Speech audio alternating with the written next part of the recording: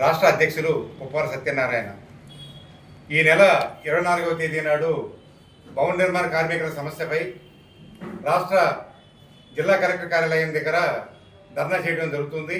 ఈ ధర్నాలో జిల్లాలో ఉన్న భవన నిర్మాణ కార్మికులందరూ కూడా పాల్గొని విజయవంతం చేయాల్సిన అవసరం ఉంది. ఎందువల్లంటే గత ప్రభుత్వం భవన నిర్మాణ సంక్షేమ బోర్డును నిర్వీర్యం చేసింది. అదే సాగ్గా తీసుకొని ఈ ప్రభుత్వం ఇప్పుడు వచ్చిన ఏ కూటమి ప్రభుత్వం ఏదైతే ఉందో మీ అధికారంలోకి వచ్చిన తర్వాత మేము సంక్షేమ బోర్డును ప్రవేశపెడతాం, పునరుద్ధరిస్తామని చెప్పి మేనిఫెస్టోలో పెట్టడం జరిగింది.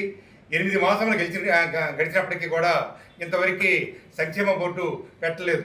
దానికి తోడు మనం కార్మిక శాఖ మంత్రి ఎవరైతే ఉన్నారో వారిని కూడా మనం పోయి అడగటం వల్ల నేను ఒక వారం రోజుల్లో కమిటీని వేస్తాను, కమిటీ వేసి నెల రోజుల్లోపు సంక్షేమ బోర్డును పునఃప్రారంభిస్తామని చెప్పి చెప్పడం జరిగింది. అయినప్పటికీ ఈ 8 నెలల కాలంలో ఇంతవరకు జరగకపోవడం వల్ల భవన నిర్మాణ కార్మికులు అనేక ఇక్కట్లు పడుతున్నారు. భవన నిర్మాణ కార్మికుల భార్య ప్రశ్నిస్తే 20,000 రూపాయలు, కుమార్తె ఇద్దరు ప్రశ్నిస్తే 2 కార్మికులకు 2,20,000 40,000 రూపాయలు, సహజ మరణం అయితే 80,000 రూపాయలు, అదే యాక్సిడెంట్ మరణం అయితే 5 లక్షల రూపాయలు ఇచ్చే బెనిఫిట్లు ఉన్నాయి. అదే మరి పిల్లల స్కాలర్షిప్లు కూడా చదువుల కోసం కొనసాగించే ఇది కూడా ఉంది.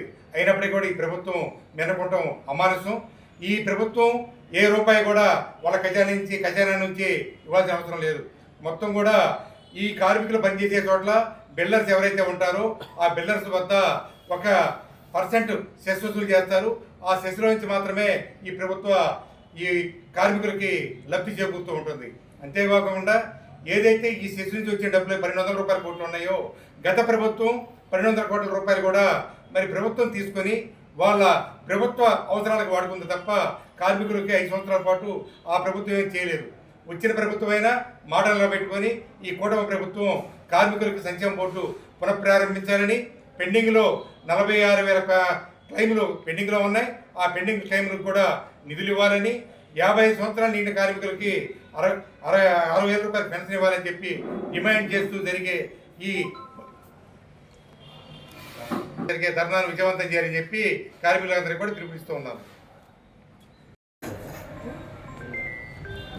కూటమి ప్రభుత్వం అధికారంలోకి వచ్చి 8 మాసాలు గడుస్తూ ఉన్నా ఇప్పటికీ ప్రజలకి కార్మికులకి ఇచ్చినటువంటి వాగ్దానాలు ఏవైతే ఉన్నాయో అవి ఏవి కూడా అమలు చేయకుండా కాలం వెలుగుస్తూ ఉంది.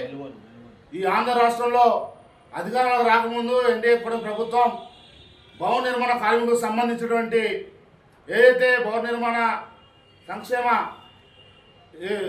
బోర్డు ఉందో దానికి పునరుద్ధరిస్తాము, అదేవిధంగా నిధులు కేటాయిస్తాము.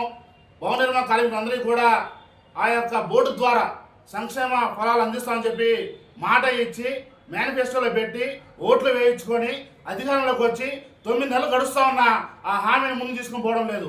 ఎన్డీఏ ప్రభుత్వం ఇప్పటికైనా ఇది మాటల ప్రభుత్వం కాదు, చేతల ప్రభుత్వం అని చెప్పి నిరూపించుకోవాలంటే ఖచ్చితంగా సంక్షేమ బోర్డుని పునరుద్ధరించాలి. ఇదే ప్రధానమైన డిమాండ్తో అనేక మార్లు ఈ సంక్షేమ శాఖ సంబంధించిన మినిస్టర్ని కలిసాము. రాష్ట్రంలో ఉన్నటువంటి అందరు ఎమ్మెల్యేలకి వినతి పత్రాలు అందించాము. కలెక్టర్ కార్యాలయం వద్ద కూడా ఆందోళన చేసినా కానీ ఈ యొక్క ప్రభుత్వం అధికారులు ముద్దునిరబోతా ఉన్నారు. దాన్ని మరొకసారి ఈ ఆంధ్ర రాష్ట్ర వ్యాప్తంగా ఈ నెల 24వ తారీఖున అన్ని కలెక్టర్ కార్యాలయాల వద్ద భవన నిర్మాణ కార్మిక సంఘం ఆధ్వర్యంలో పెద్ద ఎత్తున భవన నిర్మాణ కార్మికులను సమీకరించి ధర్నా కార్యక్రమాలు చేయబోతా ఉన్నాము. ఈ ప్రభుత్వం ఆలోచన చేయాలి. ఖచ్చితంగా భవన నిర్మాణ బోర్డు ఏదైతే ఉందో సంక్షేమ బోర్డుని పునరుద్ధరించాలి. లేని పక్షంలో ఈ యొక్క ఉద్యమాన్ని రాష్ట్ర వ్యాప్తంగా పెద్ద ఎత్తున నిర్వహించి ఈ ప్రభుత్వం ఏదైతే ఉందో బోర్డు పునరుద్ధరించేంత వరకు కూడా కార్మికుల్ని సమీకరించి పోరాటాలు చేస్తామని చెప్పేసి ఏఐటీసీగా తెలియజేస్తా ఉన్నాం.